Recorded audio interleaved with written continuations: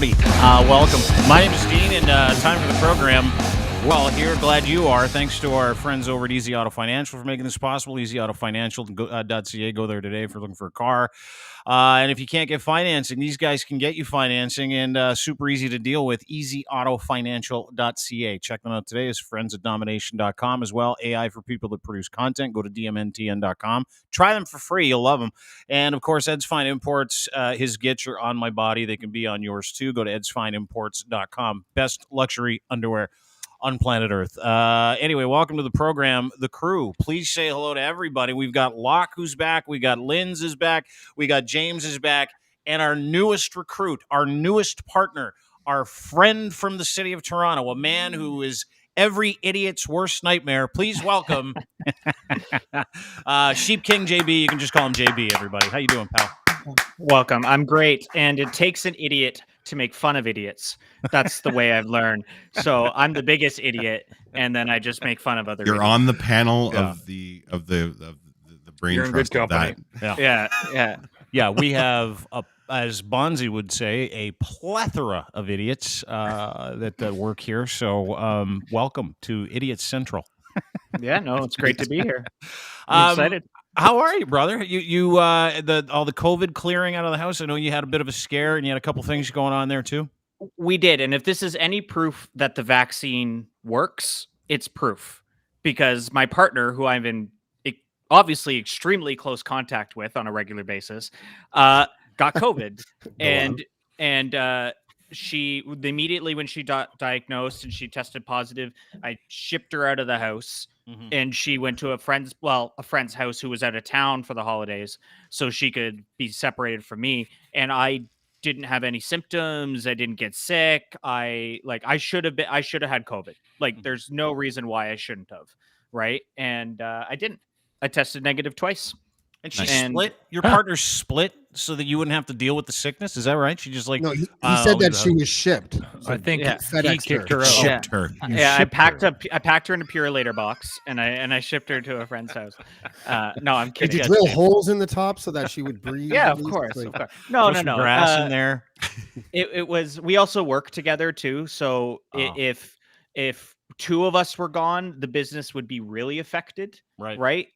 So the thought process was, let's get her into an area that she can self-isolate alone, away from myself. And we still kept in communication. Obviously, we talked every day. I brought her groceries and stuff like that. But it was probably a nice break for you, though, right? Yeah, sure. It was a lot of craft dinner and ramen noodles because I am not the cook. I am not the cook in the house. Sorry, you guys work together as well? Yeah, we do. Oh, fuck, that's got to be tough. That's got to be hard. It's surprisingly easy. We keep it very professional. Really? In fact, people didn't realize we were together when I started working there. They just thought I was a referral because she worked there for years. I came in after, and they just thought we were friends for years, and they didn't realize that what we do in a different time of day is different. So yeah. I Wow. truly You can't believe have that relationship with other colleagues, can you? No, you can't. Did anyone ever email you and say, "Hey, man, this girl, she's really hot. Like, do you think I could have her? Do you know her number?"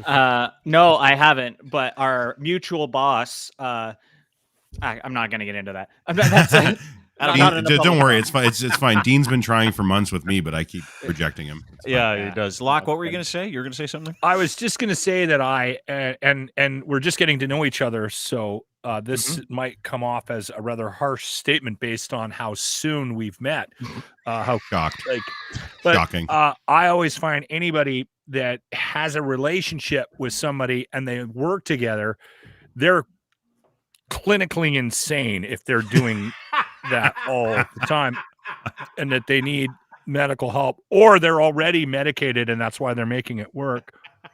Well, I think the I don't know how pills you do it. beside my bed would actually agree with your statement. Okay, that makes sense.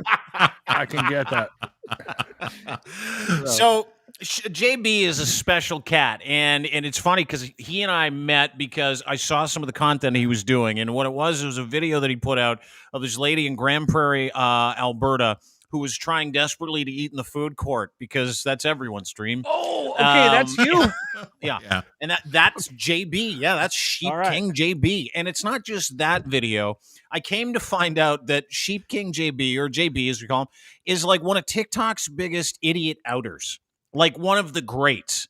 And I wrote a piece about him a while ago, and then that's how we got in contact. I think someone told you that we wrote a piece about you, and then you and I got in contact, which is why we're working together, because we have this common goal, which is to snuff out idiocy at the bud.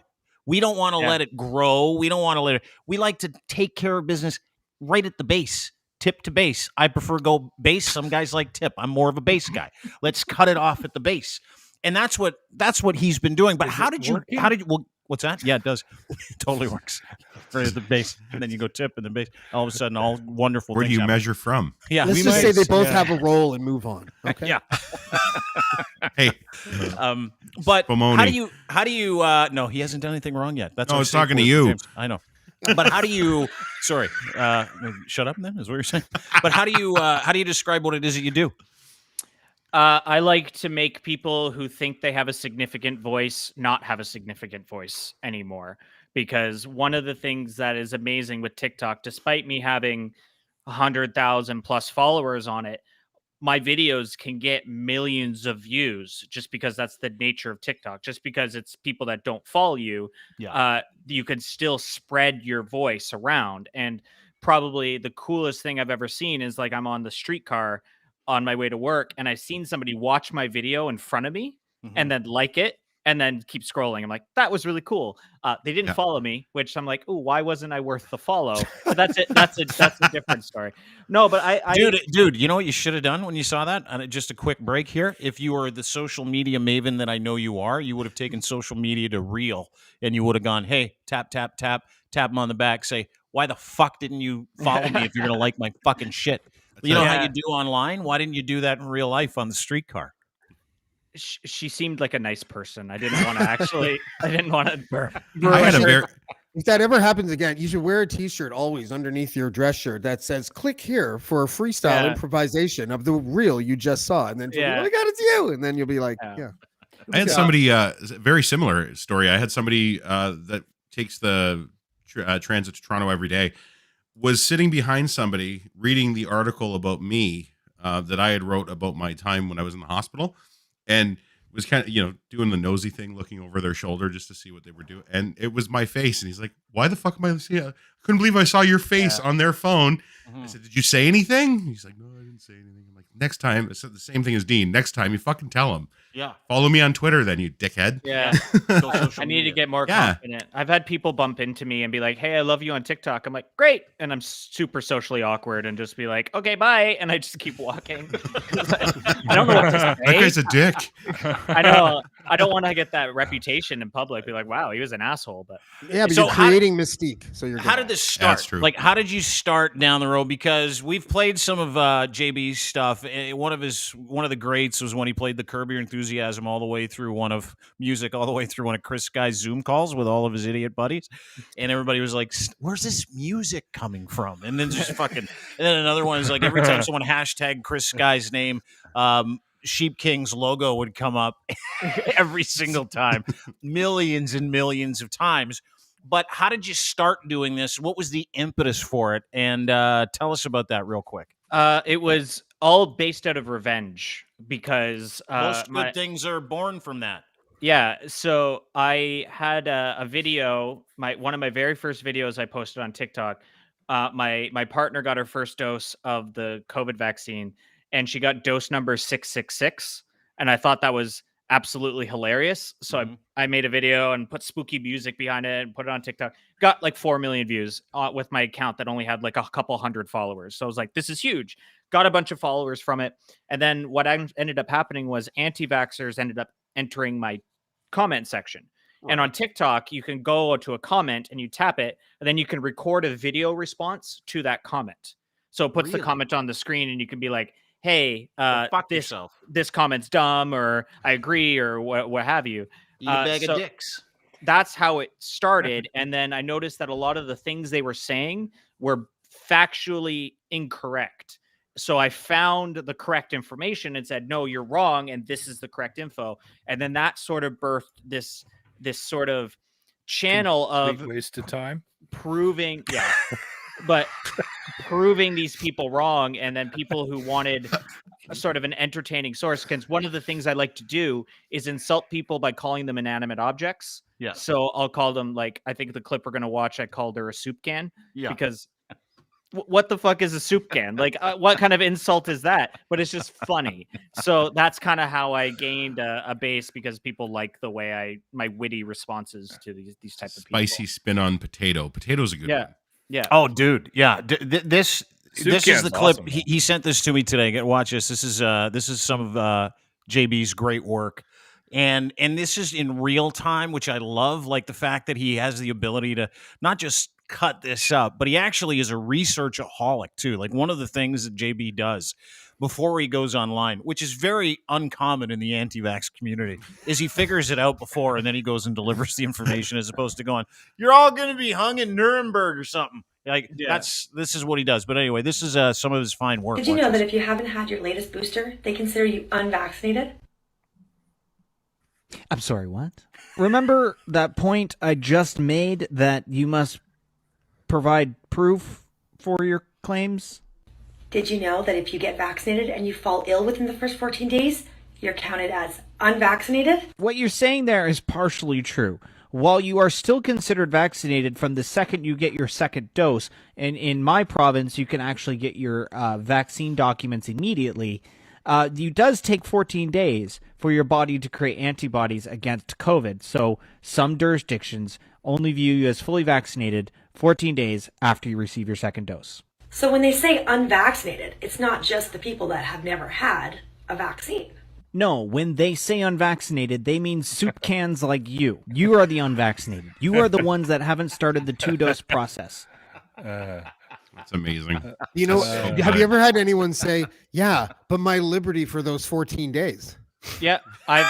What about my freedoms? The amount of freedom arguments I get is like, because I do this live too, right? Like what we just watched was something that I pre-prepared, right? Like, I got the video sent to me, I did my research and I cut it up. But I go live every day on TikTok and do this literally live with people. And I have my laptop up and I prove them wrong live. And like, every single retort, every time I prove them wrong with facts and data, they go, yeah, but what about my freedom? I should be free not to get vaccinated. And I'm like, absolutely, you're free not to get vaccinated. And I have the freedom to call you an idiot for doing that. That's the thing, right? It is all the time. I don't understand. You embody, sorry, Lachlan, but you embody their number one issue, which is free speech. It's amazing.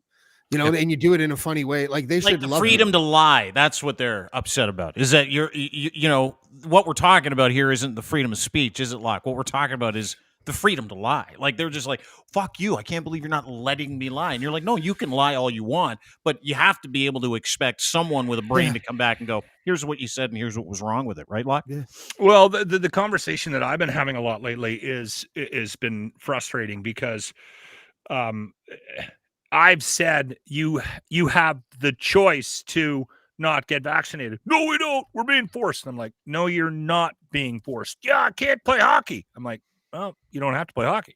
Mm-hmm. I can't go to work. Well, you can go get another job. No one is dragging you to some barn on Main Street and jabbing you with a vaccine. All of this is a choice, but you have to show proof of vaccine. Yeah, and it's a choice for those companies that are trying to make money to let you into their business. That's also a choice. We all have choice here. It's funny how that's getting lost in the conversation. But I understand that if you made a decision to get vaccinated to keep your job, you might be pissed off about it. But this is still not fucking China. Yeah. No. And it's not forced. And you're right. It's not forced. There's no forcing here China. at all. And here's the thing, too. It's a choice. Sorry to interrupt, but it's not even forced in China. People still have the choice in China to go get vaccinated. They might get beat in the street with Sure. sticks. but that's still their choice had to that get beat. choice. But it's still a voluntary thing. I think in one country in the world it's mandatory, and that's Austria of all countries, and that's it. Like it's this ridiculous notation that your choice is hurting society. That's the thing. Like you are making a choice that could potentially hurt somebody and kill them and get them COVID. So you not being able to go to a Boston Pizza is not the end of the world. It's a Boston Pizza. Oh, it is. You'll be It fine. is in Alberta. It's just like the choice. It's like the choice to try and partake in society drunk behind the wheel of a car. It's against the law. It's not a thing. We made it not a thing. It used to be acceptable. Then it was like, hey, we're killing a lot of people doing this. We're going to make a law, not physically forcing you not to do it, but we're going to tell you if you try and do this, you're going to get in shit. Yeah. It's the same thing. No shoes, no shirt, no service. Add mask to that sign, and it's the same fucking law or the same rule. I've been saying that since day one about the pants. Like, I don't like pants. Yeah, I'm not but you wearing still pants do now. it. But I We have all to wear thank you pants for to the doing liquor that. store. Yeah, thank you. Yeah, We thank you. Those are those Well- balls that you have. Go ahead, JB. Sorry. And like, think of the nightclub environment. When I was a younger chap, I would go to nightclubs with my friends, and you had to have a dress code to get into these nightclubs. And if the bouncer didn't like the way you were dressed, you didn't get in. That's Like, tyranny. yeah, how dare That's communism. how dare I want to go in and pay $9 for a shot? Like it's just insane to me that people think that your personal freedom is being so stripped just because you made a choice. It's not happening. It's we give up personal freedoms all the time. Like it's just the way life goes. I think obviously the difference is that they are of the belief that the pandemic is not as serious and that vaccines are dangerous. So when that's your starting point, it's really hard to convince them that they're doing you harm if they're in public. So they have to then come to grips with the fact that they have to accept the fact that most of society says you will do them harm if you're unvaccinated and are in their vicinity. So that is the roadblock if you really want to boil it down. So it's not like they're trying to like infringe on your rights. They just don't believe they are doing that by not being vaccinated. So it's a science argument, right? Yeah. You get threats. You get threats for the work that you do. Every day. Aren't they awesome? That's great, isn't it? The amount of times I've been told, I can actually say kill myself here. I have to say unalive myself on TikTok because you get banned if you say kill yourself. Yeah, one of your fans is in our chat site. He's like, JB, tell him about the unalive threats. Yeah. It's a Tell me about daily. Okay, let me read you one. I'll read you one live because I just got this morning. Do you want some unalive music? Because we can do that. We can add some nice down tempo, very chilled music, and you can read that. No. Oh, there we go. Okay, there you go. This is too. No, hang on. This is too much. I need a different song. This is. Yeah, this is better. Here. All right. It's porn music. Okay, good. Oh, so I got to talk all sensual. Okay. Yeah, sexy. Hello, you fucking cabbage head. Look at yourself, you moron. I hope your vaccine works as intended and it kills you and your family, but makes you suffer in the first place, you piece of shit. Sexy. That's just from this That's morning. an unalive TikTok DM? Is that what they call those? Or are they comments? Like, what do you get on DM? That was on Instagram, actually. Oh, Insta. Wow. Oh, So Kevin Johnson, they're letting him use the internet in prison. That's great. That does sound like some Kevin would do. Yeah. But go ahead. You know what's interesting for me too, like the conversation we had the other day, and I was still getting comments today about it. I asked this guy because he was mad that we put words in his mouth when he sent a text. We added the word "plandemic," so we're like, "Oh, Evan thinks it's a plandemic." He's like, "No, I don't. No, I don't." And then he went on to tell us how he thinks this is all planned.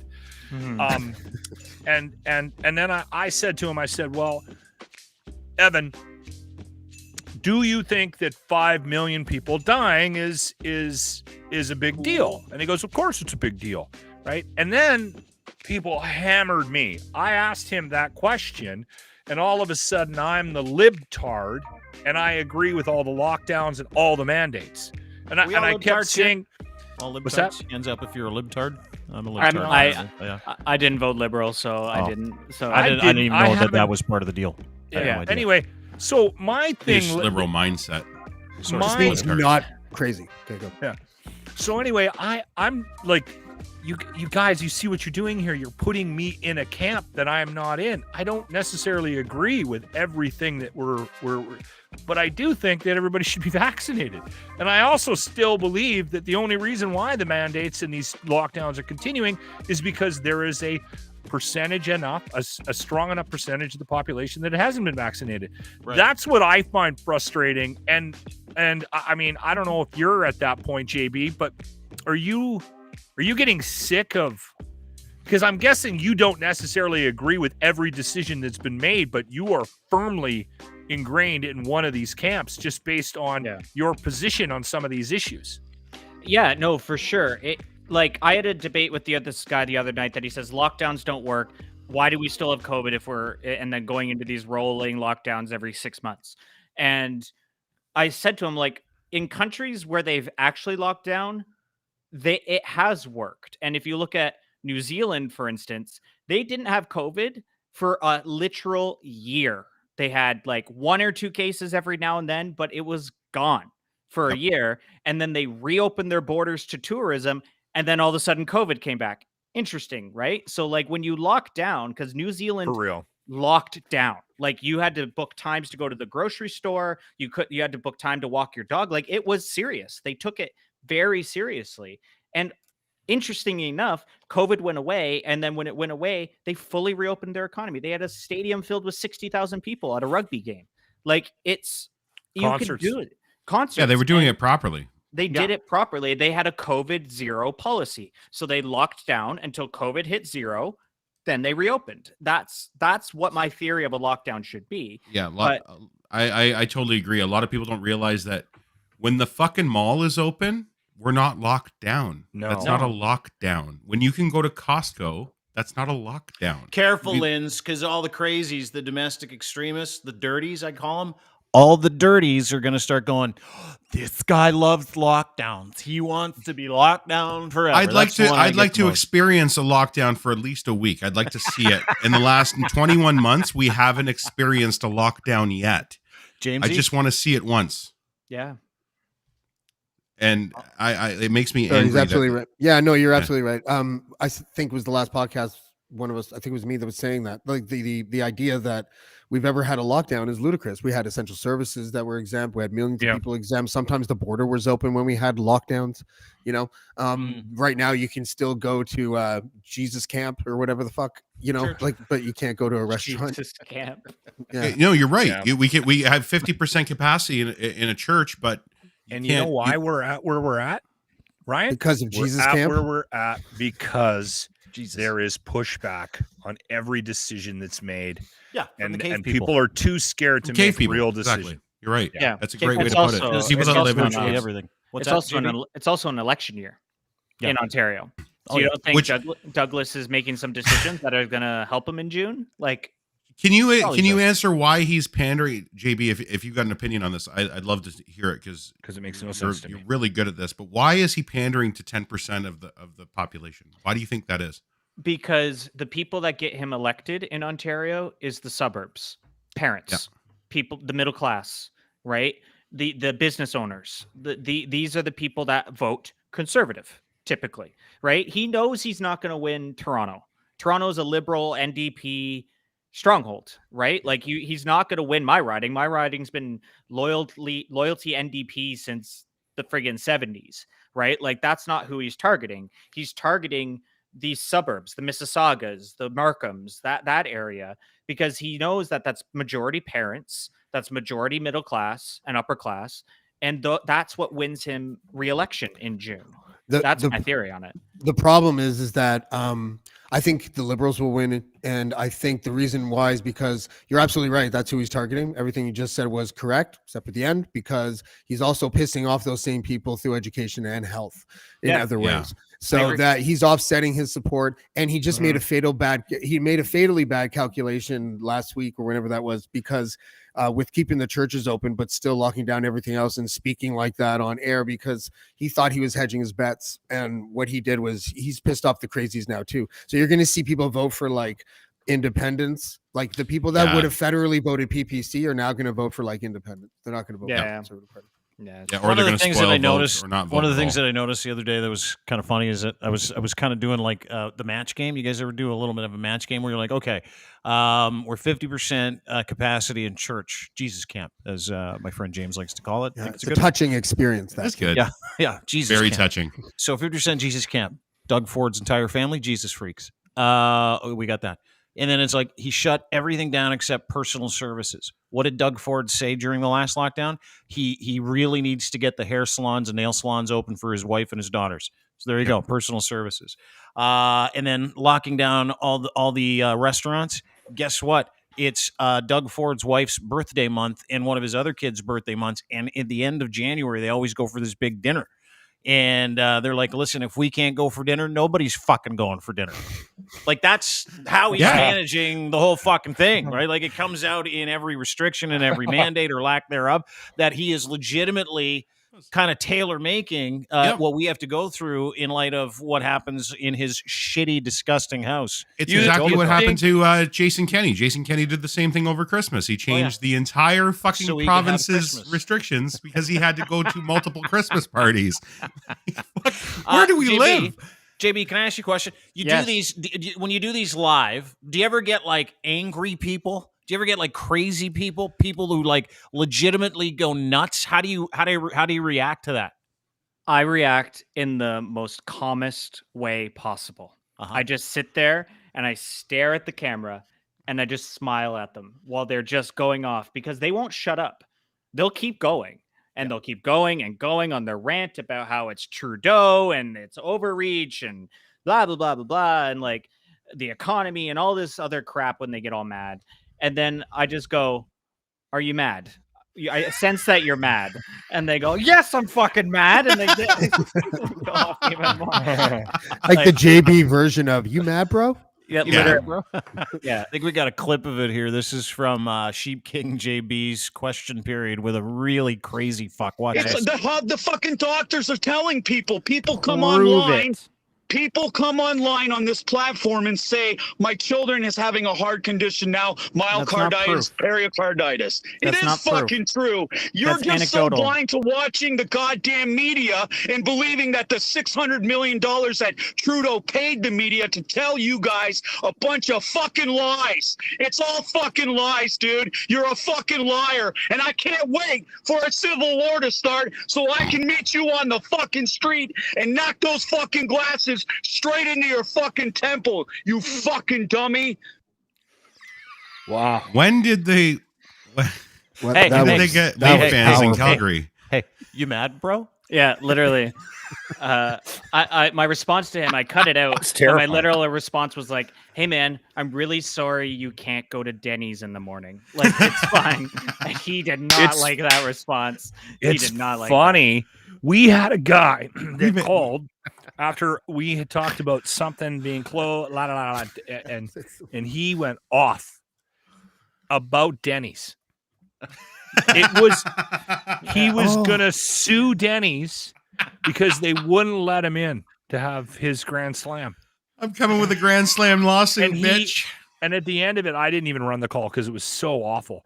But at the end of the call, I asked him if he was a big fan of Moons Over My Hammy, and then he just fucking lost his shit on me again. They But do it was tend to- Denny's. They do tend to It's- gravitate towards food, right? Like, Yeah. Yeah. there was that. Or karaoke bars. I did a Manchu walk joke, whenever Chris Sky was about to go into the Eaton Center, and he was only there to go to Manchu Walk. Apparently, like that's where he wanted to go. He wanted to go to the food court in the Eaton Center. That was like where the gathering was, and I was like, "What's with these people in food? Like that's the source of liberty now, are restaurants." It's funny so because weird. Sheepking uses Denny's, whereas it's the same as we use Montana's on this show. Yeah. Oh, Yeah. or We always Arby's. refer to Montana's or Arby's. JB, Yeah. you're gonna say something? The day that Chris Sky tried to get into the Eaton Center, I was in the Eaton Center that day when it happened. And my Get friend, my friend and I went to the Eaton Center, and he's like, "I'm gonna go have a smoke." I don't smoke, so I'm like, "Okay, cool. I'm gonna go into H&M here, look for a shirt because I needed to buy a shirt." And then I came out of H&M right when they were like on the other sides of the door, like trying to barge into the door. And my friend calls me. He's like, "Bro, I'm stuck in this. What do I do?" And I look out, and he's like a 6'5" tall guy, and I just see him out there waving at me from outside. And I go to the security guard. I'm like, "How can my friend get in? He's not crazy. He actually wants to come shop." He's like, "Okay, you guys can go in through the Nordstrom doors, which is around the corner." And like, I was picturing this. I was like, is this happy January 6th, by the way, but is this some stupid version of the Canadian insurrection? Like they can't get into the Eaton Center. Well, this is what I was thinking about when they say tyranny and lockdown and everything. You were in an H&M buying t-shirts. How fucking oppressed were you? Yeah, you know what I mean? Like, how fine. oppressed are we? Yeah. You know, how oppressed are we as a that's society? clear elitism now. Elitism is shopping at H&M. Point, though. You can't even get it. Like, Canadians don't even do that right. No. Like you can't even fucking, like, in the States they're having a day of mourning for a few thousand people that literally broke into the government headquarters and almost killed everybody. We can't even get, these losers here can't even get into the Eaton Center. Four mall cops stopped them and a barricade and a rope stanchion. Like, that's it. That's all. The velvet rope. The velvet rope. Shit, They walked up to the velvet rope and they're like, I don't know, breaches guys. that. What do we do now? Nobody breaches velvet rope. Velvet rope. We can't fucking go any further. Guess the insurrection at the Eaton Center's over, eh, buds? I guess so. Let's go huff some more paint. Yeah. We've come to a conclusion here on this show that security mall cops are actually doing a far better job than municipal. Oh, in and provincial Edmonton, police man, across they this country are not fucking around, boy. Yeah, I'll West tell ya. Edmonton mall cops are Yeah. fucking. That's like the SWAT elite fucking Marine unit. Yeah. They probably secretly just got a bunch of border security guys to just do the mall cop duty now because of, just to make It's it the like same run sort of smoothly. level of I didn't get into cop school, but I still really want to do this for a living. Yeah. Right. It's that same kind of guy, right? And they're a little aggressive. They may or may not have done steroids or are on steroids currently. Yeah. It's that group, right? Like they're serious. The guys that And we fuck hate at it. West Edmonton Mall, I've had to run. We Well, they've hate got them. lots to prove, right? Because they want to be cops, or they used to be cops who want to be cops again. And so, when you go there, you got a ton to prove. So those guys aren't going to waste any time kicking that ass. No, That's what I but love. for years and years we've hated them, and now all of a sudden we found a use for them, and I love applaud them. I love them. I think, Yeah, me okay, too. you know what? Keep going, wannabe cop. Speaking of, we're going to stay on the Edmonton tip, Sheepking JB joins us. You can find him on TikTok at Sheepking JB. Is that correct? That's the whole thing. That's the whole title. He is a fucking weapon. And he is every willing idiot's first nightmare. Check out his stuff. You can see it at deanblundell.com as well. But staying on the Edmonton tip, you guys are making news across the country, Locke. I read this morning. Anti-vaxxers and religious freaks are paying poor people, this is in Edmonton, to get multiple vaccinations in exchange for a vaccine QR code. See this to me. Can I start? Yes. Yeah. Yes, you can. Yeah. So, Over to you, sir. We have actually had a couple of stories like this in the last couple of months, and I think that this is happening in other markets as well. So it's news because a couple of nurses from the whatchamacallit, a couple of nurses from the vaccine, whatever you call them, tents, clinics, whatever, they have been complaining that this is happening. And so they're investigating it. And of course it's happening in Edmonton. Why wouldn't it be? But I would just like to challenge anybody to convince me of a worse human being. Like, if you don't want to get vaccinated, that's fine. I've learned to deal with the fact that we're going through what we're going through, and that there's just a certain percentage of the population that's just not getting vaxxed. I have a friend that's an anti-vaxxer, and I'm not going to bother. Like, he doesn't try to convince me. I don't try to. It's like religion. I'm never going to go to church. Don't come to my fucking house. It's not going to work. And I've sort of reached that point. But paying somebody to get something that you think is dangerous so that you can get a QR code, I can't think of a more useless piece of shit on the fucking planet. I'm sorry. I just think it's so vile. I read that story this morning. I was angry. I just like, I can't believe you people. What made you angry about it? It's just disgusting. It's so fucking wrong. You know let's what? You- let's it- let's it get is some wr- details. Hmm. Go ahead, James. Go ahead. I was just We'll going to need say some details. quickly that it is wrong, and I'm not trying to say that it's not. It really is, but it is still from the stupidity gene, not the I'm a piece of shit gene, because they don't think that they're doing any damage because of their incorrect beliefs. So if that makes you if that gives you any solace, and maybe it shouldn't, but they're not sitting there going, "Fuck it, I don't care if I infect them." What they're saying is, "There's no pandemic, so I'm going to get a fraudulent vaccination because I'm not going to harm them because I don't believe in it." So Do it's you know still that's the stupidity. case with every single person that paid these people $2,000 a pop? Let me just get to the story and then we'll hash that out. I like that actual One guy had argument and 7. discussion. He got 7 The shots in one day. Edmonton Police Services from Global News. Edmonton Police Service confirmed and opened an investigation and reports that vulnerable Edmontonians, homeless people, people who needed the money, people who are poor, were being paid to get the COVID-19 vaccine. So unvaccinated people could have the QR code. An emergency room nurse in Edmonton told Global News they have at least 6 patients come in who've said they were paid to get multiple vaccinations. Global News agreed not to identify the nurse, who fears they could lose their job for speaking out, which fucked. The nurse said that they had one patient who received 7 COVID-19 vaccinations in one day. Anger, disappointment, shock initially the first time the nurse described how they felt about hearing about payments from a patient.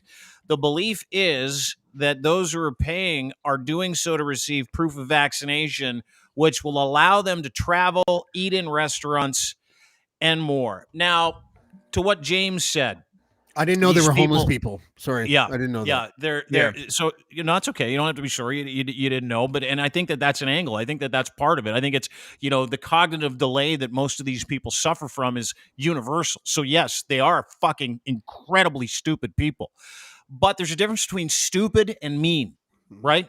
So these people that are getting these vaccines, and by the way, there's a whole industry in Canada. I did some work in this afternoon when we read the story. Locke made us aware of it this morning. I know you dealt with this on your show this morning as well on 95.7 Cruise FM in Edmonton. Oh, did he? And yeah, and I was uncomfortable. You were challenging people to fights in the parking lot. I loved it. At the same time, I got it because it was like, fuck, of course, if I saw someone doing this and I didn't knew that challenge person, anybody. I said, I'd come stroke down him to out. the parking lot so I can tell you to your face how much of a piece Right. of shit you are. So- That's what Is I your said. boss like that? My boss is Doesn't listen to his show. laissez-faire. heavy drinker. I don't want to talk about it. I don't want to talk about it. May not have So- been up at 6 a.m. Anyway, but here's what happened. So, and what happens? These are now called vaccine mules. So you're familiar with drug mules. Everybody's familiar with them. There's a vaccine mule industry across North America, a burgeoning one in Canada. Orthodox religious people, religious zealots, anti-vaxxers, losers generally, just the dumbest, most fucking ridiculous individuals who don't deserve to breathe the same air we breathe, are finding homeless people, suck on this, finding vulnerable homeless people and paying them $2,000 per vaccine. One guy in Edmonton, so hard up, Call got me. 7 in one day, which is $14,000. Now that's a lot of money. I get it. I For do a guy that that has before I fart in a jar for 50 grand a week. Call But me. go ahead. I know, but that's what's happening. So to Lachlan's point, James, I'm with him on this one, and I understand where you're coming from, but I'm with him on this. These are not just terrible fucking people. They're people that deserve to get arrested, thrown in jail for endangering the lives of the less fortunate. Because isn't that our fucking job as a fucking society, to protect the less fortunate and advocate for the greater good? They're doing the opposite consciously so that they can go to Cancun, so that they can eat at Earl's, so that they can go to church, They're not so they eating at can walk Earl's. around. And then they're not, Montana's, Denny's, every greasy spoon, so they can get as fucking shit canned as they want in their local pub because they don't care about any of us. That's what this whole thing's been about, which It's is why a guy selfishness. like JB is really important to me. Sorry, JB, what were you saying? No, this actually reminds me of a story that I almost made a video on, but I didn't want to expose the people that did it. Somebody sent me a message being like, this from this American news site, and from like ABC7, like this local news site, about this doctor who anti-vaxxers were approaching him and saying, "I'll pay you $500 to give me a saline shot, but then give me a full COVID vaccine card," because they just have the cards down there, right? Jesus Christ. And I'm like, and the doctor's like, "Sure, sounds great." Instead of giving them the saline shot, he actually gave them the COVID shot. Yes. And Yes. said, "Here's your card," and took the 500 bones, pocketed it, and then repeated the process. So he made like a couple $1,000s, and then the medical board wanted to investigate this doctor and found that he was not in any violation. There's no because ethical violation. That's exactly. he got paid for his services. It was viewed as a tip because it was just a cash in pocket. Ring and those he gave phones, everybody. he gave people the COVID vaccines, and there's nothing no false legality violations that they It's they amazing. could. It's chef's kiss. So can I just add one sort of element to this, which makes it more egregious to me for some reason? So, we did a little bit of research on it as well, and one of the things that Grant dug up is that they suspect that so I'm an anti-vaxxer, and I want to pay for this service, so I shell out my money, whatever it is, $2,000. But I'm not actually physically going to the streets and trying to find somebody to do this. There is actually a guy, like a middleman, that's dealing with the cash. So he or she is promoting this business, this vaccine mule business, and then going out, finding the people. So taking the information, taking the cash, going and find. So there is an organized. I hope they catch these fucking assholes. Totally. Hang on. Lynn's, and then Jamesy. Sorry, Lynn's wanted to comment on positive Mike's comment here in the comment section. You can watch it at YouTube, Dean Blundell Show, and Twitch, Dean Blundell TV. How do they get around the ID verification piece, Lynn's? It's and it sounds ridiculous, like when you hear it out loud, but it's making sense. They're not requiring, when you show up at these clinics, you don't have to have proof of residency. You don't have to have proof of anything. They want you just to get vaccinated. So this company or organization, fucking assholes that are going around doing this, they'll take somebody's health card number. And if somebody that's homeless shows up and says, "Well, I lost my health card 10 years ago living on the streets, but I have the number here in my wallet," right. Give them the number, tell them their name. They're still going to give them a shot. It's still going to get registered with Ontario Public Health. Yeah, that you got the shot. Or sorry, out there it's Alberta, right? So Alberta Public Health. And that's exactly all you need, right? That's all you need is the number. You don't need any sort of photo, static, physical ID. Nothing. And this is how this is working for them. So yes, it's shit for the fraud end of it, but it's also supposed to be this way and easy this way so that we can vaccinate as many people as we can. So we're taking the good with the bad on this one. It gets worse than that, because I'm one of the people responsible for making the actual IDs. So, which is funny to me.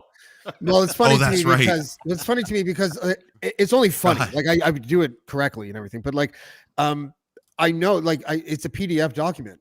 I could easily break into a PDF document. I could change the name. I could even put a new QR code if I wanted to. So I don't know how, like there must be some nefarious guy like me in some library in Alberta that is probably right now making fake ones. Right. Another thing is, are we looking at this in the wrong way? Because this guy sounds like this sounds like a Forrest Gump scam. So he's a putrid person. Agreed. But how many people, what's the percentage of people that are these vaccine mules who were unvaccinated before this guy came along, these people came along to buy fake vaccination shots? Because then technically that person would be responsible for more vaccinations, not less, which is a good thing. And the other thing is, why isn't the government doing this anyways? Why doesn't the government just like recruit unvaccinated people and bribe them? Not even with fucking email transfers or checks, but just cold hard cash. Come to your fucking door. Here's fucking $500. Fucking Cletus. Would you like? We your won't tell shot anybody. Yeah, we won't tell anybody. No paper trail. Exactly, and then an LCBO card. 90% of the rest of us that already got that would be like, "Where's our $500?" Oh, fuck those commies. Those are the commies.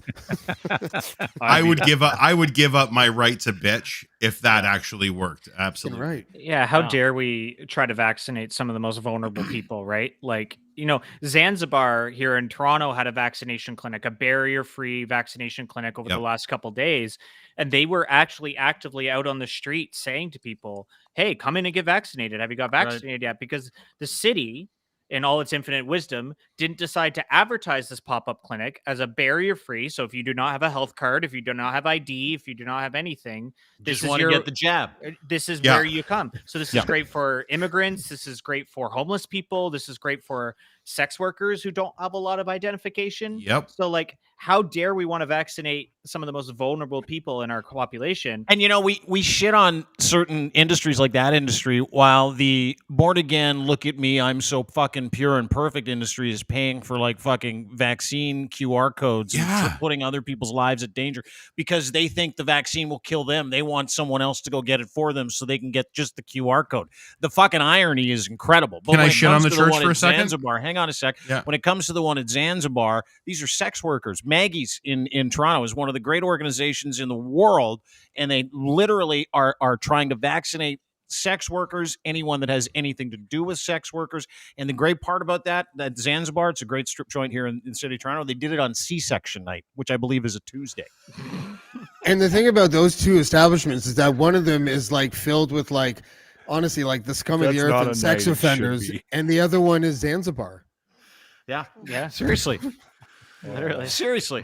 You're right. Fucking wild. And the fact that it's looking at the greater good that religion is supposed to tout Yeah. and hold up everything righteous. Bullshit. It's bullshit. It's bullshit because you're right. They're judging the people that are, the nefarious, shitty, seedy strippers. Yeah. Yet they're not doing anything. They're holding their services and telling people just tell them God said you don't have to get the shot. It's fine. Right. God said you don't you don't need it. It's bullshit. It's fucking. And you're it's right. funny. We sit here So and we bandy backwards. this stuff about, and we try to talk about the greater good. And I got this was sent to me by Karima today. So Chris Sky's little buddy Zishan. Remember him? Zishan, the dude that like runs around and like scams with him, his little scam buddy. Just a little scammer, just a little shithead. He's a quality individual to talk to. Just by a the way. little fuck. Have you spoken with him, Yeah. GB? Yeah. Really? Yeah. Eh? Not as JB, but as an anti-vaxxer in the Telegram group. He is he's fun. He has some interesting points to bring to the table sometimes. He's garbage. He's human garbage is Yeah. what he is. So Yeah. he was on a live stream yesterday, and this is literally the mentality of every single one of these dumb fucks. And I would never talk about this. I don't even fucking really know who this guy is. And this was sent to me. And in this clip, he insinuates that myself, Mubin Sheikh, and Karima Saad, our friend Karima, are operatives for CSIS trying to capture them doing bad things. Watch this. This is fucking great. They want to make it look like that people like me, looking like me with beards and stuff like that, you know what I mean? With a turban on, woo! They want to get that image, but the real terrorists are these people who fund terrorism all over the world. CSIS. Okay, so that version sucks. Let me play this one. Maybe it's a little louder. They want to make it look like that people like me, looking like me with beards and stuff like that, you know what I mean? With a turban on, woo! They want to get that image, but the real terrorists are these people who fund terrorism all over the world. CSIS. And this Mubin Sheikh, who was on New Year's Eve with Dean Blundell, Karima, and all these other POSs, okay? Having their little fucking show. Talking about, our movement and stuff like that. And when I saw that POS, Mubin Sheikh on that fucking podcast, I knew automatically all my thoughts I had about Karima, this Dean Blundell, and everything like that. These guys are a group of operatives paid by the fucking government, and this is what they're trying to do. Obviously, it's bullshit because their platforms are so fucking, retarded. And I love that he's talking to 50 people. Yeah. And James and I are now CSIS operatives. We are the POSs. We're the other POSs, James. By the way, if on we're the making show. any money for that kind of shit, Well, that's. I haven't I seen was my pissed. fucking payday yet. Yeah, my Yeah. I Pfizer think he check likes actually. me. My Pfizer check bounced last week. Actually, it was kind of Did it? concerning. Yeah. You got one? I was waiting for one. It's funny because I sent that to Mubin Sheikh, who does work with CSIS. He does catch bad guys. He catches losers, domestic extremists. That's his job. And international extremists, terrorists. And so I asked him for his professional like spy opinion on, because we're not spy. Well, he is. I'm not. I wished I was. I want to know how much it pays because maybe I might do it. Now I'm questioning my wife. She was on that podcast too. Maybe she. Yeah, she's probably an operative now too. Yep. But I asked Mubin for an official comment about Zishan and what he said. This is what he sent back. LOL, stupid bearded donkey.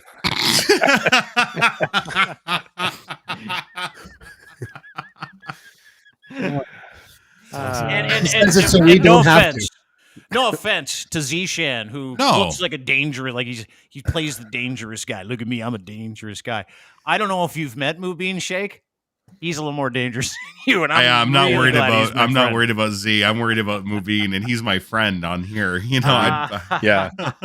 I don't know too many people that could get away with that comment other than Mobeen either, too, right? That's right. That's beautiful. that- right. Stupid bearded monkey. He said it, so we don't have to. Donkey. Donkey. Yeah, donkey. I love it. I love it. Hey, JB, listen, we're going to follow you. We appreciate you being here. Yeah. Thank you very much for spending some time with us today and talking to us about what you do and just hashing out, the importance of telling the truth. There aren't many people that are able to kind of withstand that wave of stupidity and anger and shit like this, which is, by the Good way, for you. yeah, shit like that dude that was threatening to kill you and punch your teeth out, and he wanted a civil war. That's the first time I've heard that. I can't wait for the civil war. You're like, fuck, I don't know what you're doing, but I'm going for dinner. So I'm Civil bored at War's- home. I need something, and I can't afford Netflix. So let's fight. But listen, keep up the great work, and folks, follow him. He's on Twitter as well. I think you've got a good. You just joined Twitter, I think, recently. You're kind of lit. it Oh, up, I've been right? on Twitter for years, but I finally okay. made a branded Twitter account with my Good. name, Sheepking, and I'm on Instagram, Twitter, TikTok. Those are the three main places you can find my stupidity on the internet. Appreciate That's- Can I Yeah. talk? Can I talk really quick about that? About the missed opportunity where I could have Sure. like totally jumped on your coattails and bandwagoned with you. And I just social media guru that I am, ignore TikTok. And then next thing I know, like 4 months later, I open TikTok and you're still like one of my only people I follow. And I'm like, what happened to that guy?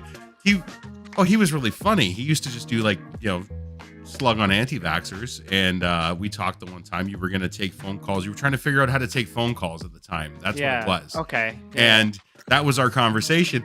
And then I just kind of went away. And then 4 months later, I come back and now you're just this big 100,000 plus. Yeah, no huge. shit. Yeah, I totally fucking tacked stud. on this. Way to go. Way to be complacent in your career. Way to This go. is why we have a social media committee now, Dean, that we spoke with today. And I am not touching TikTok because I broke it.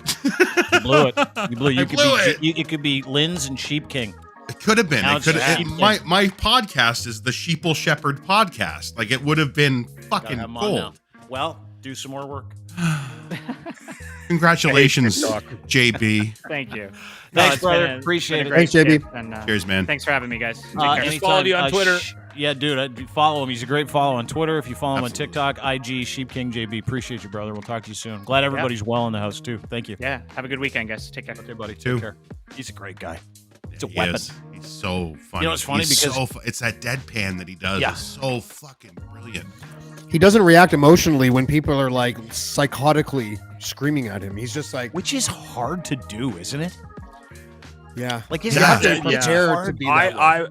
I would have a very difficult time not reacting. Snapping? Right? Agreed. Yeah.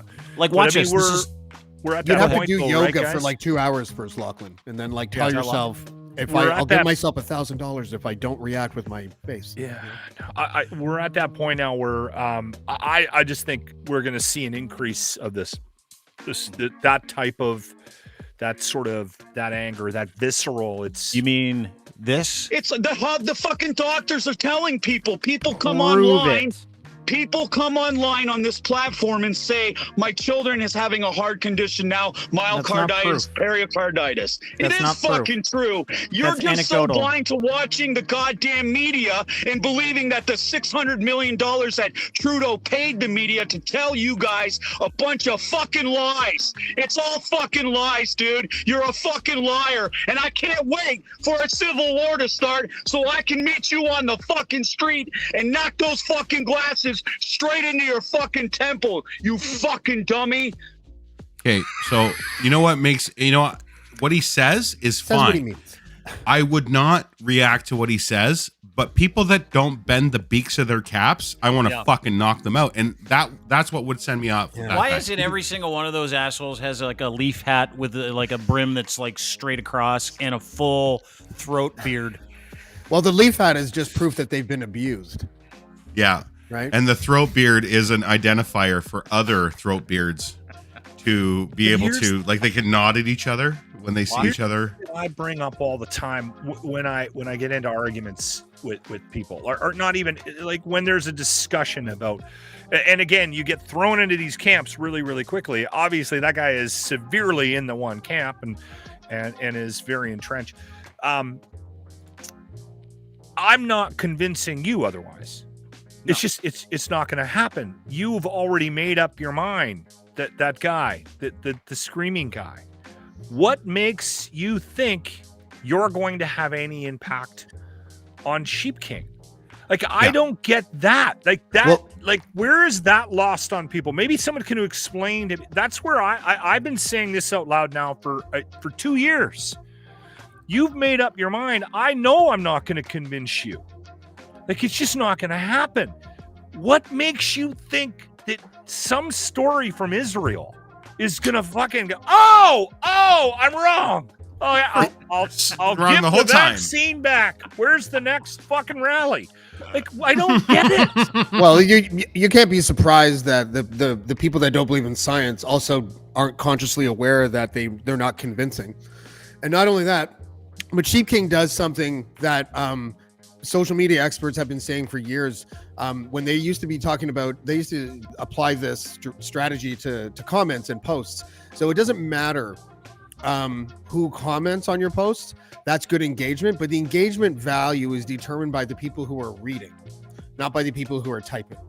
So if you have like 10 people that have left comments, you may have 600 people reading those comments. And those are the people those are the targets. So what Sheepking is doing, and I don't know if he's doing it intentionally or not, but he's doing it, is because he's calm and level-headed and not trying to be all convincing like the psychotic guy is.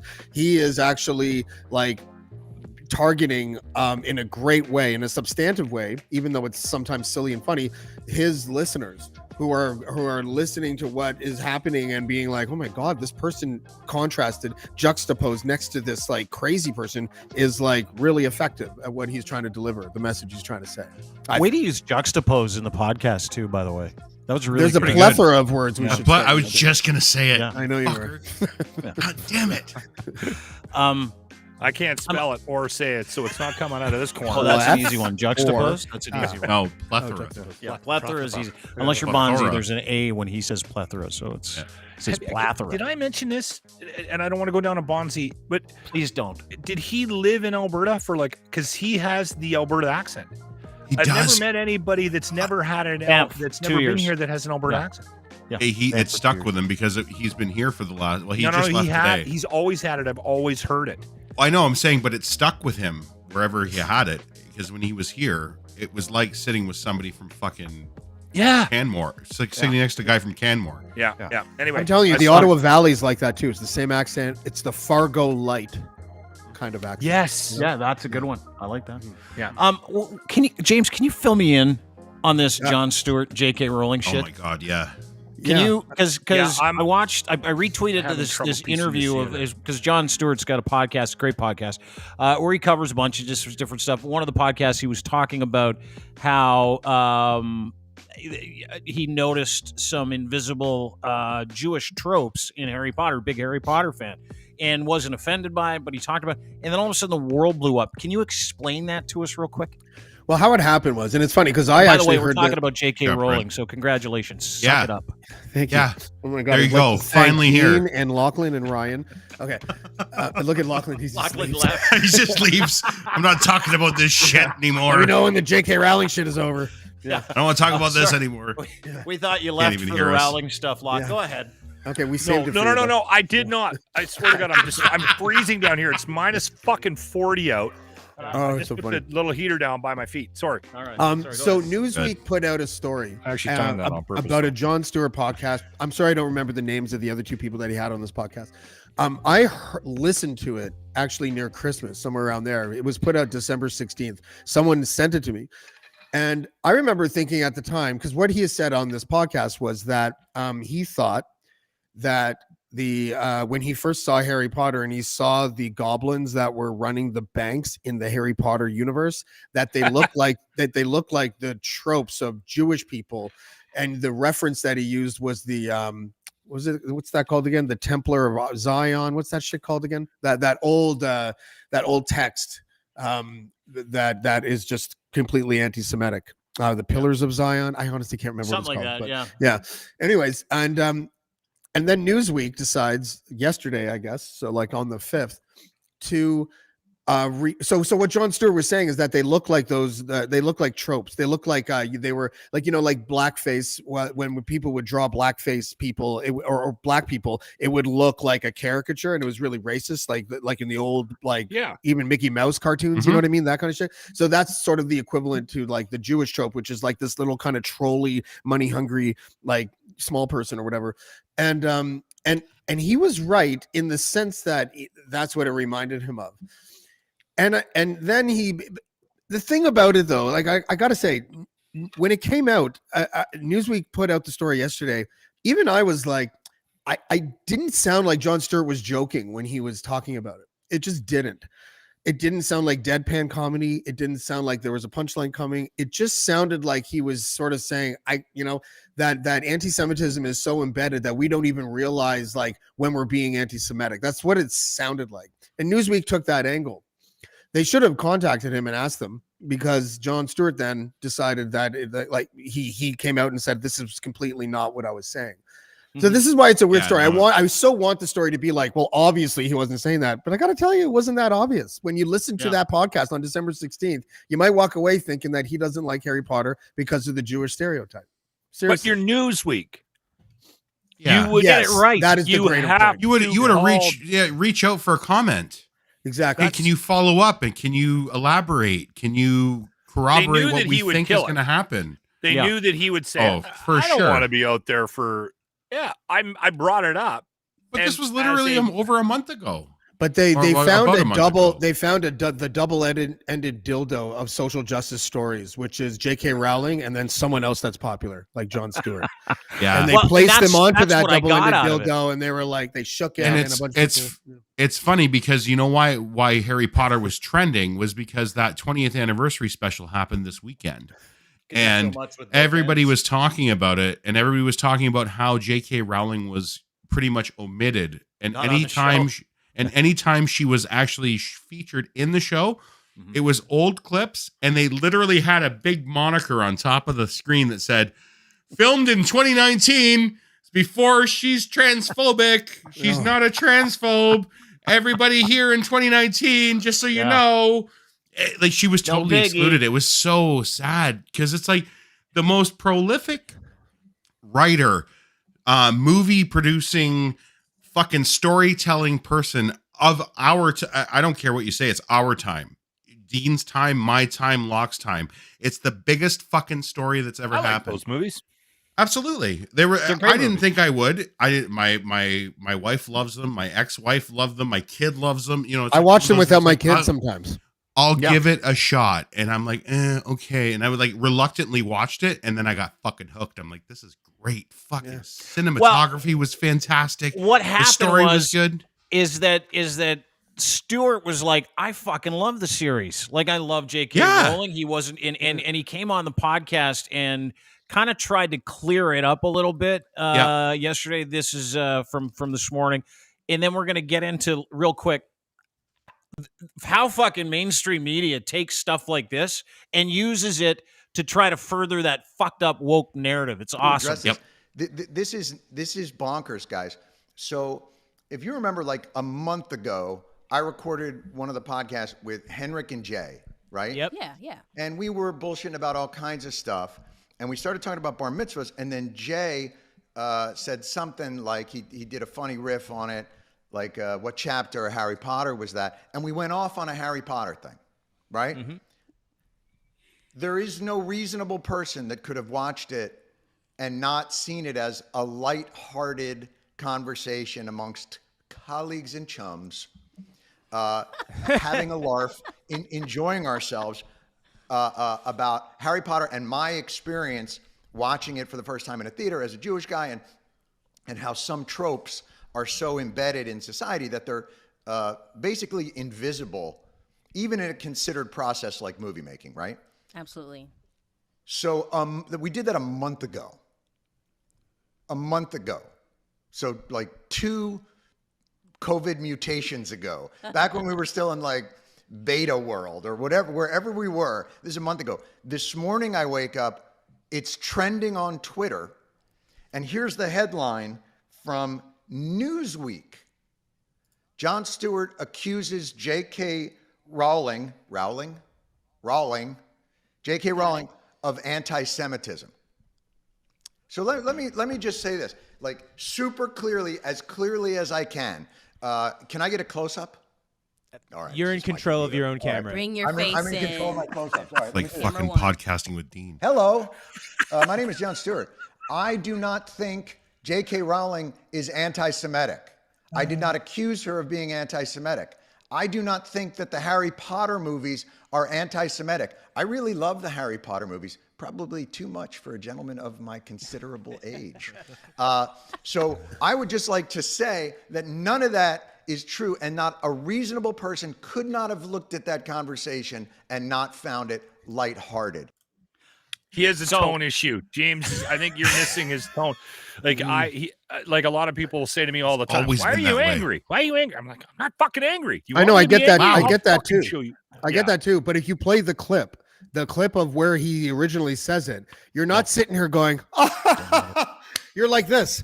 Oh, he thinks that the Jews or the goblins are...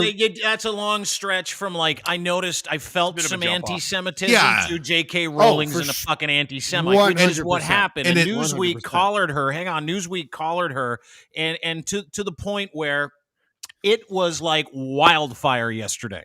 These were all the headlines. This is the Independent in England. Jon Stewart accuses Harry Potter author J.K. Rowling of anti-Semitism. No, he didn't. Not only he that, should be able to sue for this on Great Britain Good Morning or whatever it's called, the fucking TV morning. There's like breakfast television, but for people with bad teeth.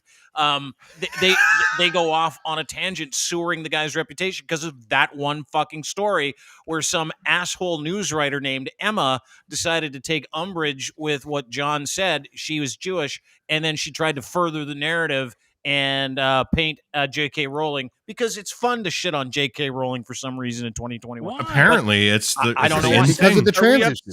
This is a clip from the actual show. Watch. Turn our attention now to the world of entertainment, and joining me now from The Sun on Sunday, assistant showbiz editor Hannah Hope to talk about those. Hannah, good morning to you. Good morning. And controversy, it always seems to follow J.K. Rowling about. There's fresh controversy for Harry Potter creator J.K. Rowling, indeed. Fresh from her trans views, which have caused so many upset across all the Harry Potter world and fans. She's now come under fire from a US comedian, Jon Stewart, for anti-Semitic depiction in her novels. In what way? Describe this to us, in what way? So the goblins who run Gringotts Bank have been compared to the caricatures of Jewish people in 1903 anti-Semitic Bible, as it were, the Protocols, Elders of Zion. And this is how Jewish people were traditionally depicted to be, with long noses, money hungry. But she doesn't say these goblins are... She doesn't, but the way she describes them and the fact that they are running the banks, several Jewish people have taken offence to this. This isn't the first time this criticism has been made. Fuck You. Jesus Am I the only one with a Christ. boner? What is it about that accent? You see, like one guy's eyebrow doesn't ever descend; it's always up. Yeah, but that's what one interpretation, and it wasn't even a loose interpretation of what Jon Stewart said. She took what Jon Stewart said, wrote a big piece about it for Newsweek, who used to have responsibility in the fucking news game. I guess they don't, and completely misrepresented it so that they could take a big shit on JK Rowling and make her life more miserable than it already is for doing nothing other than writing the greatest series of children's books in the history of children's books. Is You there couldn't even- anything other than the trans thing? Because the trans thing to me That kicked it off. That kicked it off. But there's nothing else. Like No. she never. I don't. There isn't. Where she. There yelled is at somebody on absolute the back- before she like, tweeted that thing like 2.5 years ago, whenever it was, where she says, I'm paraphrasing, but she basically says that sex and gender are different, and you can't Men can't menstruate. Well, yeah, that as well. But like what she was really saying was just I've that never like there is a menstruated, not that I different. If know you're of, a biological male, then you do Couple not. times You on this can't. show. If you're a biological male, you can't just claim to know what it's like to be a woman. You just can't, right? Like that was the greater message that people got, because it was like, you haven't lived our lives, you haven't menstruated, you can't give birth. Like they are not the same. Trans women and women are not fucking the same. Is basically what she said, and you can't say that because that's transphobic according to like the crazy side of the activism or whatever, and that's it. You go before that. Dave She is Chappelle not people. controversial at all. She has never been controversial. And She's a how- fucking Ever. children's author. Like How Am I large to is understand this correctly? That That audience, that who group that knows? would But be have you offended. But have you Am I to noticed? understand this correctly though that J.K. Rowling, when she wrote the book, didn't like the what we saw in the movie was the movie studio's interpretation of what that should look like, and she had no Correct. decision in that process. Is that correct? that is correct. I think that she had some like consulting that they did for her, like so there it is. The hook knows, that this is what they're saying, right? And you know what the fucked up thing is? The first time I saw it, I had the exact same thought that Jon Stewart said he legitimately had. Now he again wasn't saying that she is an anti-Semite, but I watched it and I was like, hold on a second. The hook knows. And his short point wasn't people that she was that- anti-Semitic. Like it was that this is a trope. This is a common trope. We just have accepted this. This is No, something that's that not It was even what he it was saying. on the money lenders. The hook knows money lender is what they were trying to Right. fucking say. But And what it's- he was saying though was that it wasn't intentional, is what he was saying. What he was saying is that these goblins coincidentally looked like the trope, but that the trope is so embedded that no one seemed to notice, and he's No one giving would question it. Yeah, so even if And Rowling had artistic control over what the And it character looked like, existed he's before still Harry giving her Potter. the benefit of the doubt, right? It as existed to- before Harry Potter. Like that envisionment of a troll. It existed years and years and years ago. And if it was anti-Semitic back then, or if it had anti-Semitic lendings like from whatever, that's and it's the protocols of Zion. not J.K. That's the Rowling's book. fucking fault. Protocols of Zion. Maybe I'm not racist like at all, which I didn't hope see I'm it. not. No. But when I watched it, I just thought, oh, they got little trolls that are running the bank. That's it. Like I that's never all I picked thought. up on it either. I didn't. Well, it was the hook knows moneylenders thing, like Ryan Yeah. just said. That was the first thing I noticed. It's probably because I watched too many political movies or whatever. Like that's really kind of what I was thinking. But we're at Isn't that. it funny? It's only the perfect- woke. It's the perfect grift. The perfect grift. You have a woman who's a children's author who's reviled by like the hardcore trans activists for being transphobic, and then you're like, wait a second, we can use Jews as a human shield from criticism by saying she's also It's true. anti-Semitic. Yeah, Which, by no. the way, the irony of that is that most of the far left that believe that she's a transphobe are actually Are anti-Semitic. But you know what's really funny is like, the entire movie industry is mostly full of Jewish people. The producer, the companies that the investors, But they're they're Jewish. self-hating Jews, It's obviously. I just hate the fact that she said what she said about the trans people. I get it. Okay, Campari. fine. What is the word? What do they call them? TERFs. What's a Yeah, TERF? The which I TERF think is a the. slur. It's a slur. Yeah. Trans exclusionary radical feminist. Thank Who you. cares? Okay, so that was they're calling her a TERF, but the minute she was labeled that, she became a fucking magnet to everything. This anti-Asian shit. They're saying she's anti-Asian because of the way she portrayed the one Asian actor in the movie. She didn't portray anybody in the fucking movie because she didn't write She didn't do the screenplay for the movie. We're at It that had Irish people in it with named Finnegan. People had a problem with that. Yeah. It was fucking hilarious. Gingers It was a were looking at pile-on. the entire redheaded family and being like, "We've never accomplished anything that great." Well, they lived in a burrow. We're still like I'm sorry. We're still at that point where we're sort of discovering what is supposed to be offensive. I think we're going to turn a corner where we're just going to go back and just like double. Yeah, we're going to go full offensive. Like I remember you're we had right. a conversation one day about blackface and about knowing now that it's wrong, but was there ever a time where in our lives where that would have been okay, right? No. And yes, but no. And I was like, I don't really remember ever thinking it was a good idea to do that. But if I would have been talked into it for a costume or something, I might not have known. And then Grant goes, and I was Oprah Winfrey in high school, and there's a video. I can't wait for that to come out. So Can we get run for Can we get office now. that? Can we get that? I said, I need to see that video. He goes, I'm telling you right now, he said, I have buried that tape and no one is getting their hands on that. Dude, your dreams of being mayor of St. Albert have just evaporated. That wasn't me. It was Grant. It was Grant dressed up as Oprah. Okay. But you know what? I think it's it's great that you just. I think you just outed one of the guys you work with as a blackface guy. Yeah, well done, Grant. We have to talk about your contract. It's the ultra woke exposing it to people like me. Like I consider myself sort of liberal in my mindset, and like I think everybody matters. Like I believe in all these. Every one of the things that are happening, but at the same time, I didn't know this until someone told me that. Oh, you got your bases covered, Ryan. Now I have to. Yeah, thank you. Fuck you! I'm doing this on the fly. I love all of it. I'm doing this on the fly, you motherfuckers, and I'm not going to end up like Grant, unemployed tomorrow. I want but somebody had to show this to me to say that they look like old dirty money lending Jews. It's like.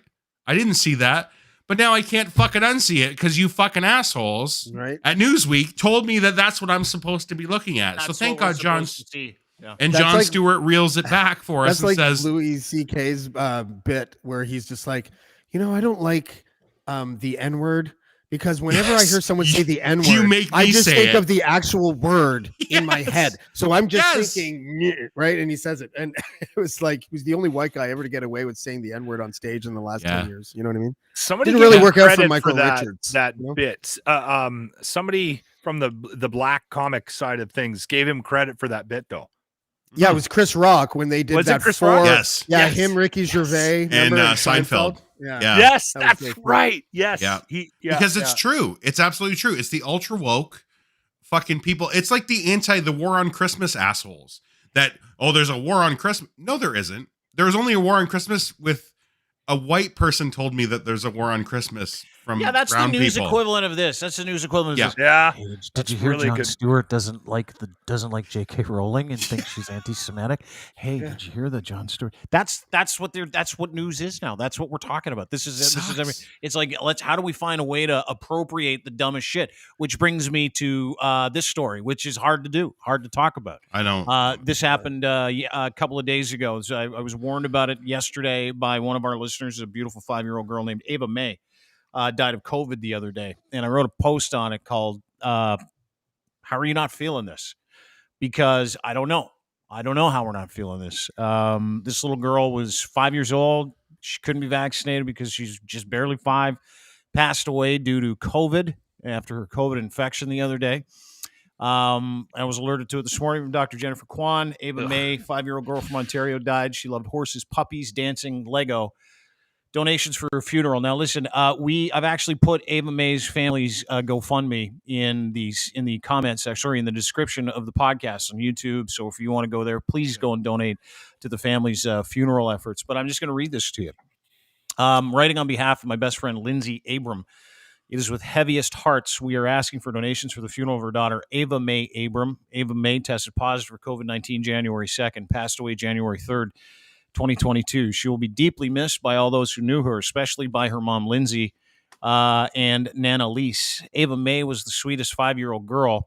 She loved animals, especially horses and puppies. She loved to dance, sing, and play with Lego.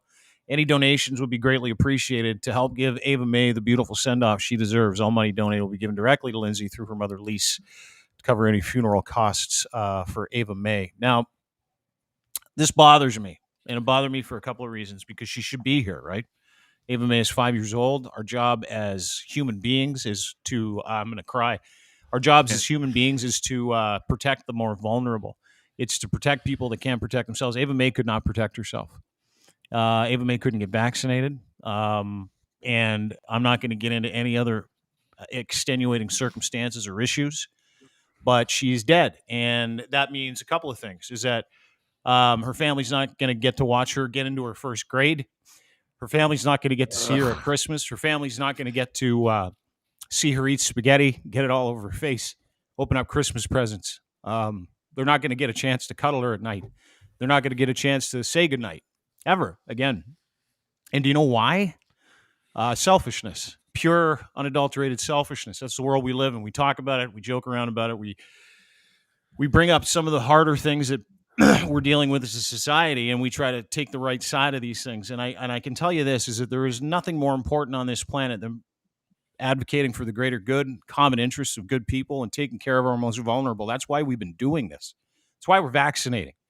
That's why we're taking time away from our jobs, and it's why we're trying to make a difference where we can make a difference. But we failed her. We failed this little girl. We all did. We failed her. And the selfishness with which some people have been operating, the Doug Fords, the Krista Fords, the anti-vaxxers, people who say that their freedoms are more important than this little girl's life, it bothers me. And I'll tell you why it bothers me, is because she's dead. She's not free. Her family's going to be in jail for the rest of their lives. No fucking choice. But you keep talking about your freedoms. You keep talking about what's important to you, and that you have you've got the ability to do whatever you want because you're you, and that's what you want. You don't want to get vaccinated. So because you don't want to get vaccinated, because you won't be part of the solution, because your life is more important than the lives of our less fortunate and our most vulnerable, Ava May is dead. And she's 5. She was 5, barely 5. She counted and us. There's the crushing part. Look at this picture with her and her mom, right? Like you can't tell me if you're not feeling this. You have to feel this. And if you don't feel this, then I don't even feel sorry for you. I do, actually. I feel sorry for you that you can't feel the love that a mother has for her daughter that she will never see again, because there's a certain segment of our society that refuses to do their due diligence when it comes to being part of the civic solution, refuses to show love instead of hatred, refuses to be selfless or selfish instead of be selfless. This is not how we're supposed to work. No. This is not how we're supposed to work. We're supposed to work in the greater good of this little girl and all these other little girls and people that can't prevent the illness that's killed so many of our loved ones and has taken a 5-year-old girl. The number one area where people are suffering right now with Omicron and with what we're going through, kids between the ages of 0 and 16. I have kids. My kid just turned 16 today. We celebrated by putting our MAGA hats on, breaking into the house, and huffing some paint. Fuck you. Yeah, it's January 6th. We thought we'd pay tribute. But I love my sons. I love my son. I love all my sons. And that's why we do what we do. We do what we do because we love our children. She was 5. Yeah. So do me a favor. I want you to donate. I want you to help Ava May's family. If you can, I would encourage you to. Again, the GoFundMe description is in our description on our YouTube channel. And I would highly encourage you to donate to this family, because that's how we can show our support and our love, because it happened. We don't control when we go. We don't control how we go, but we can control who we protect. Yep. So let's try to start protecting these people. I didn't know about this story until you showed us before the podcast. And first of all, I was struck because my daughter's 5 and does not look dissimilar to this little girl, and is also not going to be getting vaccinated anytime soon, because it's not technically a pre-existing condition, but it's, she's tiny, and she's not on the chart yet for the proper body weight to be able to accept that kind of vaccination. Well, and they don't have a lot of research right now to support that age group, right? Like, well, yeah, but the age group is okay. It's her. She's so small. Yeah, she's so tiny. So she's 29 pounds and she's 5.5. So it's just not a great idea. But so it puts me, and I had never thought of this before, Dean, until you shared that story. But it puts me now in the mindset where I'm thinking like, holy fuck, I gotta like, not that I don't already, but I gotta like, I gotta protect my little girl. Yeah, it's weird. That's like, I never thought like I lived that for her. I'm like, who keeps you safe? And she goes, Daddy.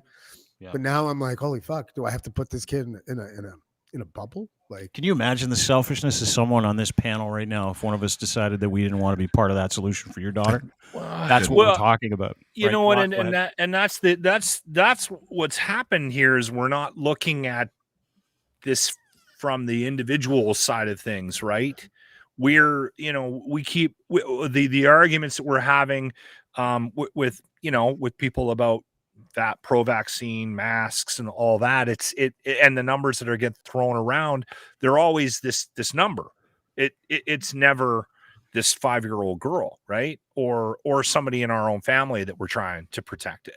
We never boil it down to that. Public health officials trying to tell us that kids don't die of this when we're watching this happen in front of our face. I've never heard that. Yeah, Dr. Kwando. I'll retweet it for everybody to see today, where they say kids don't die of. I have heard them say kids are less likely to have severe illness from COVID. Right, and that's the. Do you know what the word less? Do you know what the word less? Sorry, do you know what the word less likely means? It means it's not fucking impossible. But I'm just saying, we are seeing it. I'm not arguing against you, Locke. I'm just saying everybody likes to say less likely. That means there's still a fucking possibility. Yes. And guess what? Ava Marie was the fucking possibility that we fucking lost. Yeah. So this is the latest Toronto's Hospital for Sick Kids. This just came out a couple of hours ago. McMaster Children's Hospital, CEO Children's Hospital, Kingston Health Sciences Center made a joint statement saying with the rise of Omicron, hospitals are starting to see a disturbing new potential trend admissions of infants with COVID-19. The group said 6 babies younger than 12 months have been added to Hamilton and Ottawa facilities because COVID-19 since the middle of December. Previous to that, it was rare that an infant was hospitalized with COVID-19. All infants admitted to this hospital in Ottawa had unvaccinated mothers. There you go. The group said hospitals say infants' immune systems have difficulty fighting disease, especially without maternal antibodies transferred during pregnancy from vaccination. So, I heard a similar thing in the States. Unvaccinated person. The number of youth cases has gone up considerably. Texas Pediatrics Association right now is calling the SOS in Texas, saying that they're in crisis mode because their kids' hospitals, ICUs are all full. Everybody's full. Let me put a bow on the podcast about this new variant. But they don't know yet, right? They're still. Dean, can I just say one thing? Sure. Fuck you for crying. Yeah, you piece of shit. You set everybody off on this. I'm sitting there going, well, Lachlan's not going to break for sure, so I got to hold it together, But I was crying before Dean did. I was close. What I found interesting, and I find this interesting. If I would have had a couple beers in me. And I'll leave you with this, because this is kind of the bottom line, right? Is that if you are still at this point unvaccinated with the news that our kids, the smallest, the most vulnerable portion of our society, are taking the brunt of this Omicron variant, you don't deserve to live with us. You don't, because I would sacrifice my day, my life, my comfort for your son and daughter. We all would.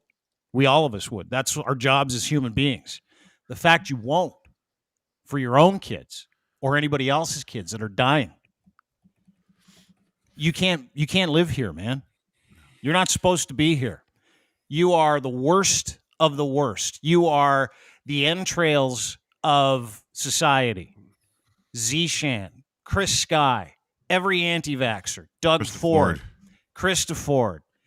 If you are not vaccinated and you're telling other people not to get vaccinated, I want you to take a good hard look at this beautiful little girl named Ava May and I want you're going to wear her initials in your brain for the rest of your life because you did this to her. You did this to her. You absolutely are killing our children at this point. And if it didn't matter with us, I get it. We're assholes. She didn't get a chance to get to grade 1 because of you. That's who did this. And that's who's still doing this. That little shirt she's wearing. Yeah, tough. There we go.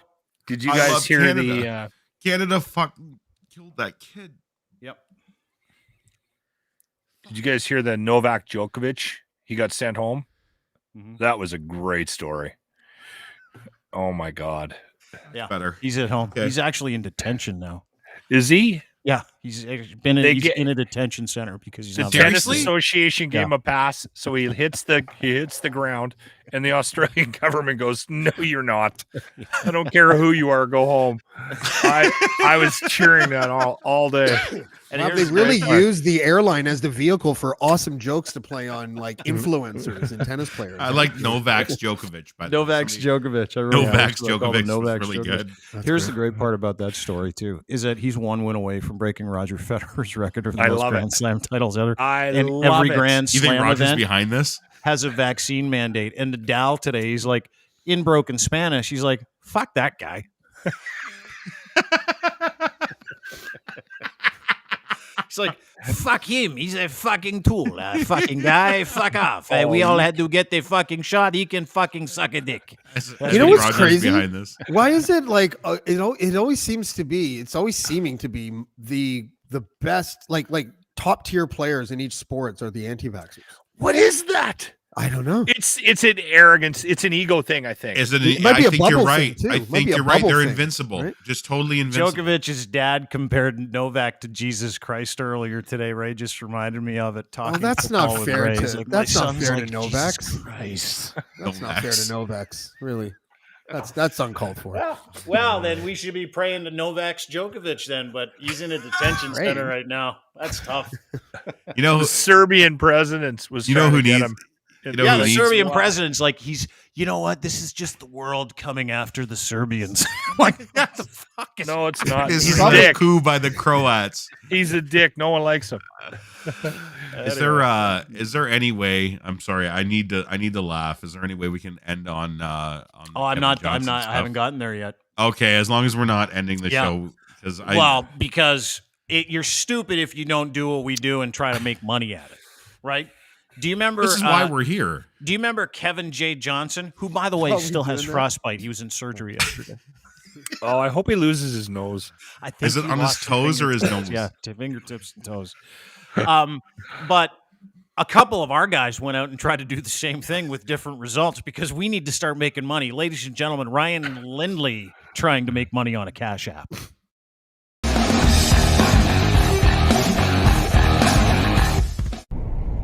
So is this how they do it? You just set the camera up in the car and tell them you're out looking for frozen idiots in farmers' fields, and then they send you money. All right, send me money. I'm fighting the tyranny and the communism and the Nazis. So I'm trying to take Canada back by picking up political asylum seekers from farmers' fields in jean jackets. Cash App, send me money immediately. I need to put gas in my car. I have to be able to get back to Bimbrook. What's the slow people Facebook again? Telegram? Subscribe to my Telegram. My watch the videos I post on BitChute. Oh, I love this. That's so good. Send money immediately. Tyranny, freedom. Rah! Fucking losers.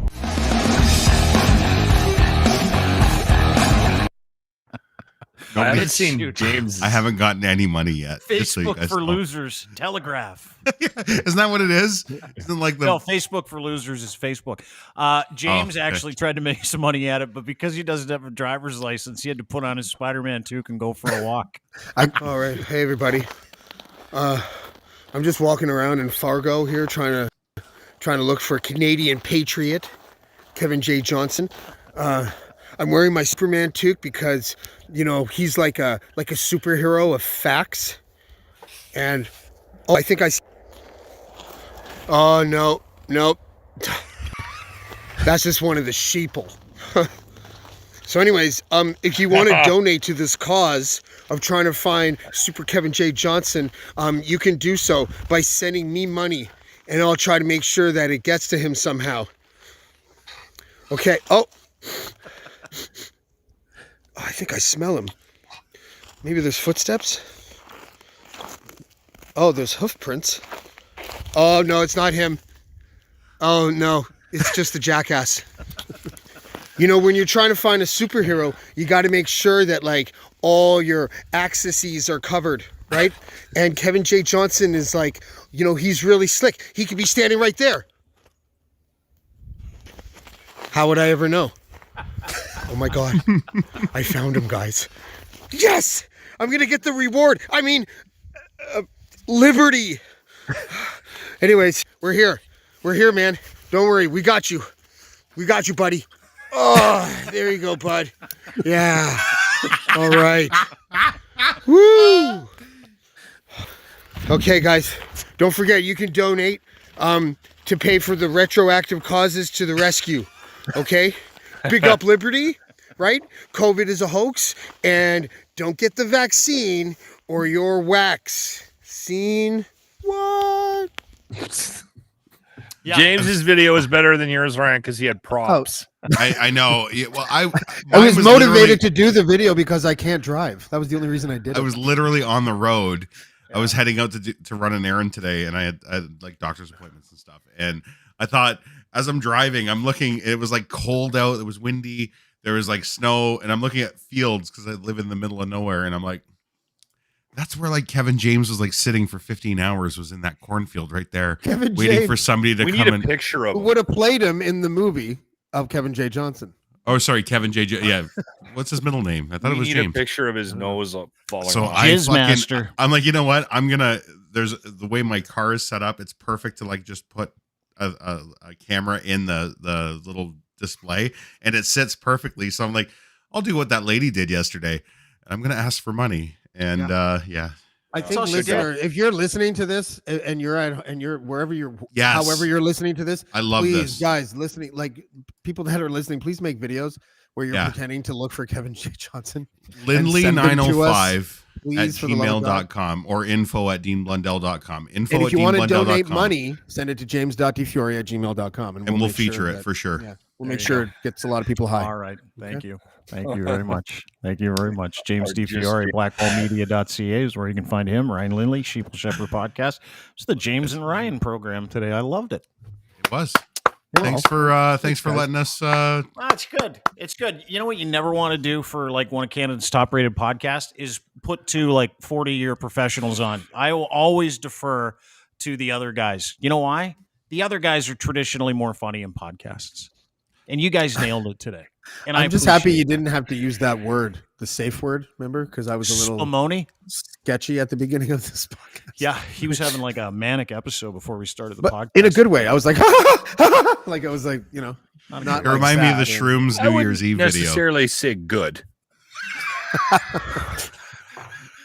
You were late. Shut up. Professional. The professional was fucking late. Imagine that. Anyway, I appreciate you all.